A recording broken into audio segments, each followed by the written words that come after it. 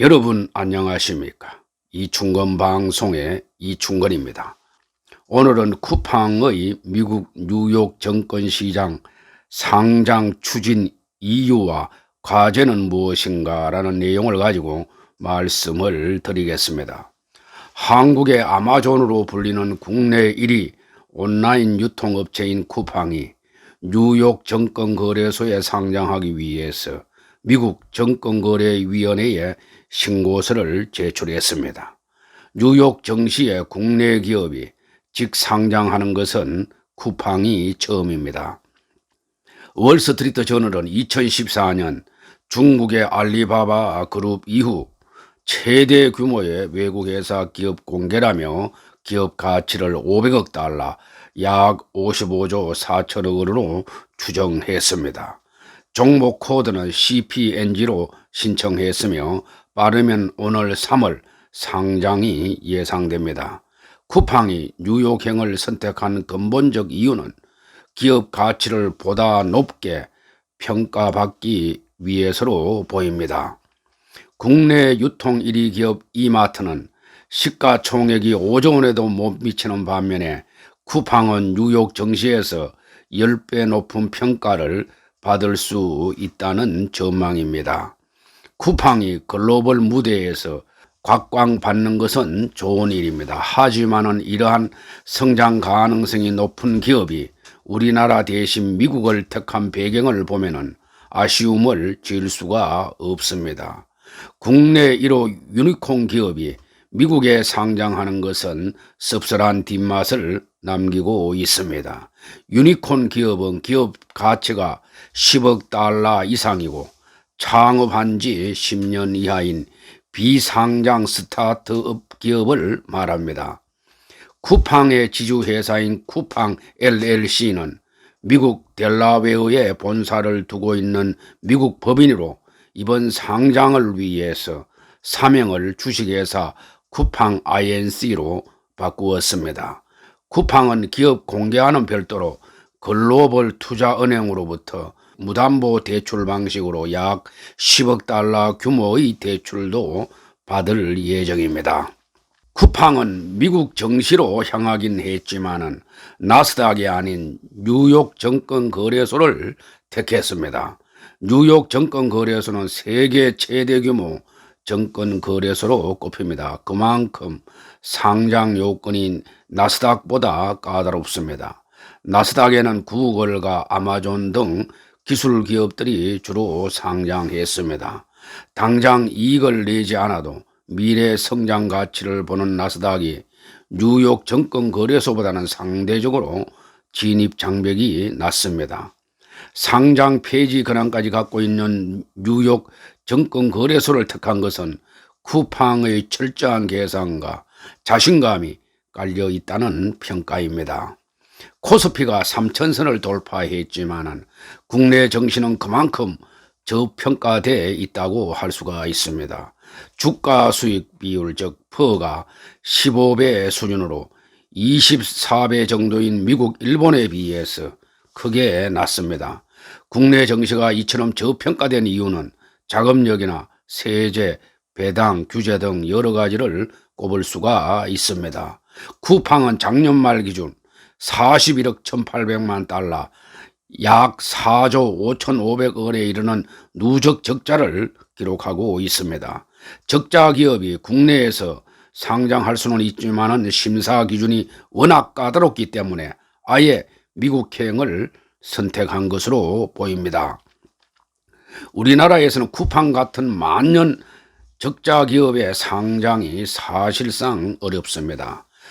쿠팡은 혁신적 배송 시스템으로 급성장하고 있지만 창업 이래 10년간 한 번도 흑자를 내지 못해 누적 적자가 4조 원대에 이르고 있습니다. 반면 미국 증시는 아마존, 테슬라의 경우처럼 미래 전망이 좋으면 적자 기업이라도 폭넓게 상장 기회를 주고 있습니다. 차등 의결권 제도 역시 미국에 상장하는 주요 요인입니다. 쿠팡은 뉴욕 증시에 상장할 때 김범석 이사의 의장의 보유 주식의 한 주당 29배의 차등 의결권을 부여한다는 방침입니다. 한국에는 아직 없는 제도지만은 미국 정시에서는 오래전부터 가능한 일입니다. 김 의장은 이 제도를 활용해서 적대적 인수합병을 견제하고 경영권을 방어할 수 있게 됩니다. 다만 주식을 매각하거나 정려 상속하면은 차등 의결권도 무효화됩니다. 쿠팡은 주당 한 표의 의결권을 지닌 보통주 클래스 A와 한 주당 29표의 의결권을 지닌 클래스 B로 구성할 계획입니다. 회사 측은 이른바 차등 의결권으로 김 의장에게 슈퍼 주식을 보유할 자격을 주었습니다. 스타트업들은 성장을 위해서 외부 자본을 유치하는 과정에서 창업주의 의결권이 희석되어 적대적 인수합병에 노출될 수 있는데, 이를 막는 장치 중 하나가 차등 의결권입니다. 상당수의 국가에서 이 제도를 도입했고, 이에 맞춰 구글 등은 창업주에게 한 주당 10배에서 20배의 차등 의결권을 주고 있습니다. 그러나 우리나라 상법은 이러한 차등 의결권을 인정하지 않고 있습니다. 오히려 감사위원 선임 등 주요 의사결정 때 대주주 의결권을 3%로 제한하며 역차별을 하고 있습니다. 게다가 상장기업 공모주의 20%를 우리 사주에 배정토록 강제하고 있습니다. 쿠팡이 국내 정시에 상장한다면 최대 11조 원어치 주식을 우리 사주 조합에 배정해야 하는 것입니다. 그래서 일부 기업은 국내에 상장하는 것을 꺼리고 있습니다. 중국 알리바바가 2014년 뉴욕 정시에 상장한 것도 당시 중국과 홍콩에는 없는 차등 의결권 제도를 활용하기 위해서였습니다. 우리 정부도 비상장 벤처기업 창업주에게 한 주당 최대 10개의 차등 의결권을 주기로 하고 국회에 작년 12월 벤처기업법을 제출한 상태입니다. 그러나 재벌의 편법 세습에 악용될 수 있다는 이유로 반대의 여론도 만만치 않습니다. 기업의 경영권 방어를 돕고 IPO 대우를 놓치지 않기 위해서라도 경제협력개발기구, 즉 OECD 회원국 절반 이상이 허용하고 있는 차등 의결권 도입에 속도를 내야 합니다. 쿠팡은 2015년과 2018년 두 차례에 걸쳐 일본 소프트뱅크로부터 총 약 30억 달러, 3조 3천억 원의 투자를 받았습니다.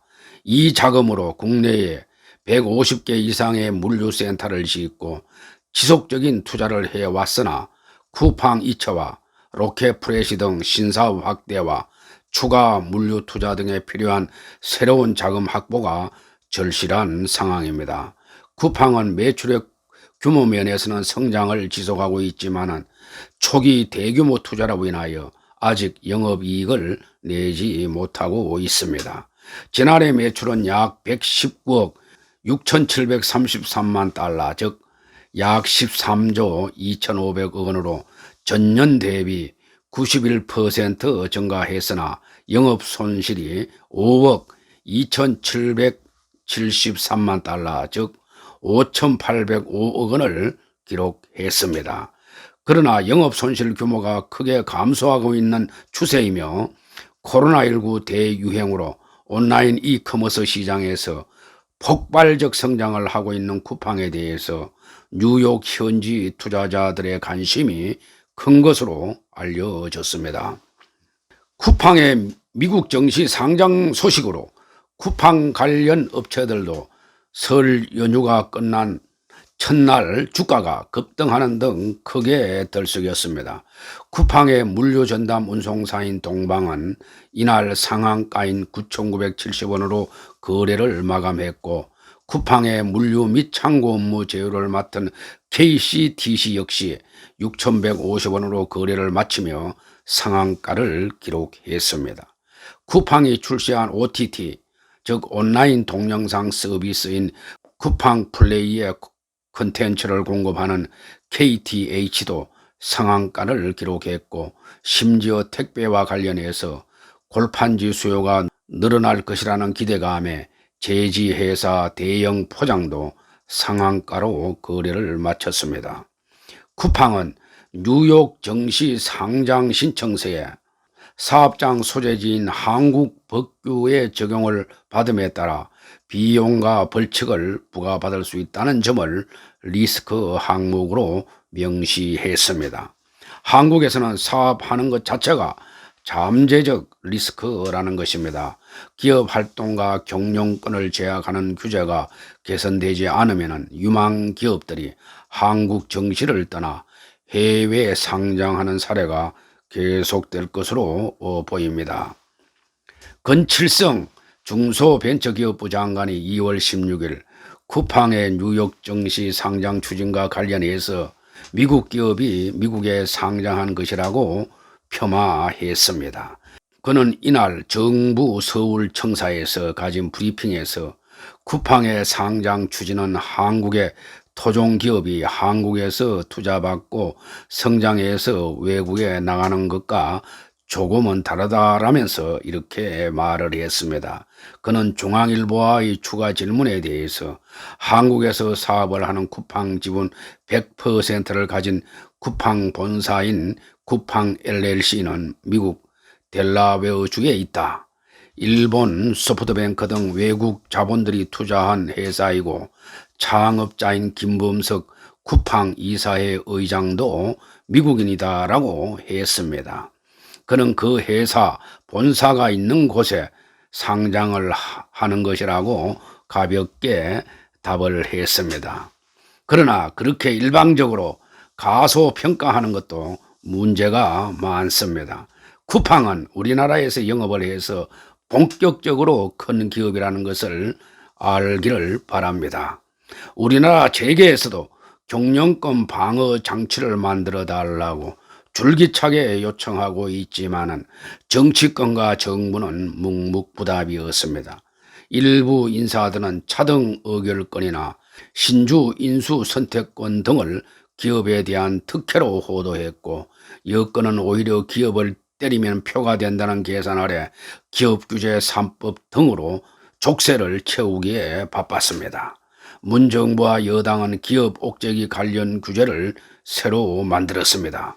특히 산업재해로 사망조가 나올 경우에 기업 오너와 최고 경영자를 1년 이상 징역형에 처할 수 있도록 한 중대재해처벌법을 제정했습니다.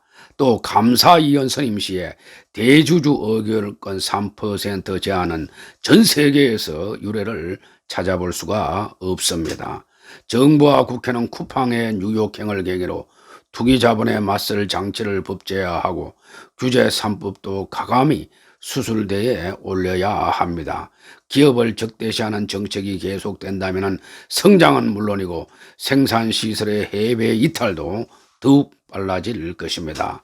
기업을 해로 내몰고 재정으로 단기 일자리를 만드는 아마추어 정책을 언제까지 계속할 것인가 묻고 싶습니다. 세계 주요국들이 혁신기업 창업 의지를 고양시키기 위해서 앞다퉈 차등 의결권 제도를 도입하고 있습니다. 미국과 영국, 인도, 싱가포르는 물론이고 사회주의 국가인 중국도 바이두, 알리바바 등이 차등 의결권이 허용되는 뉴욕행을 결정하자 2019년부터 이 제도를 시행하고 있습니다. 실상이 이러한데도 국내에서는 경제민주화라는 미명 아래 감사위원 분리 선출의 3% 룰 등 기업 경영권의 근간을 흔들 수 있는 개정상법을 올해부터 시행하고 있습니다.